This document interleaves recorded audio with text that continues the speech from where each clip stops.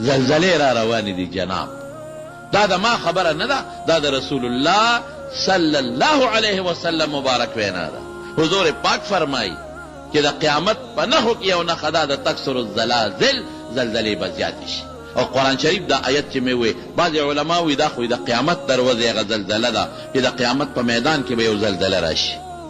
یو مثال الله ورکوي. یا بعضې خلک چې هغې د ماشوم لتي ورکولو وخت کې مړه دي، یا کمې ښځې چې هغه په حمل کې مړه دي، وی په دغه حالت کې به دوی الله جمدي کوي او د زلزلې سره به دا قصه کېږي. لیکن بعضې علما وی چې نه، هم سختر ورځ ده.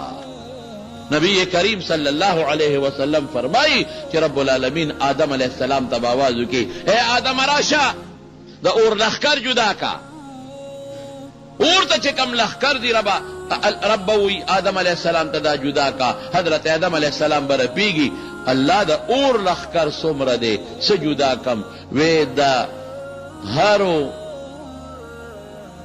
زرونا یو کم زر جدا کا اور تا.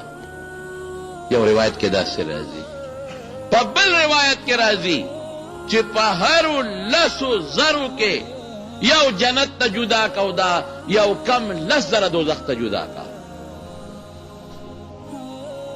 اوهو صحابه په جلا شو، صحابه په جلا شو چې دا یو پکې بچ کېږي چې دا به لا څوکي. نبی کریم صلی الله علیه وسلم وی ما جاړی، وی دا شمیر به خدای په یاجوج او په ماجوج پوره کوي، هغې کې به دا شمیر الله پوره کوي. او په مخکې قومونو چې زموږ نه مخکې کم خلک کافران تیر شوی دی، په هغوی به دا شمیر پوره کوي. او بیا نبی علیہ السلام وفرمایل وی د دې نور مخلوق په مقابله کې تاسو دومره یې لکه د یو سپین غوی په شا کې چې یو تور داغي. ډېر لوی مخلوق د ستاسو نه علاوه دا شمیر به خدای په هغې باندې پوره کوي. نو صحابه بیا څه ناڅه خوشحاله شو. هغه به هم زلزله راځي، غرض به راځي. او دې وخت کې بعضې علما وایي چې د دې آیت نه د قیامت نه مخکې زلزله مراده، ځکه قیامت چې راځي د قیامت زلزله ته وي نه مراده، ځکه د قیامت چې کوم وخت کې راځي نو هغه وخت کې به ماشوم نه، خلک به ټول بالغان وي. هغه وخت کې به د ښځې په ګېډه باندې بچي نه،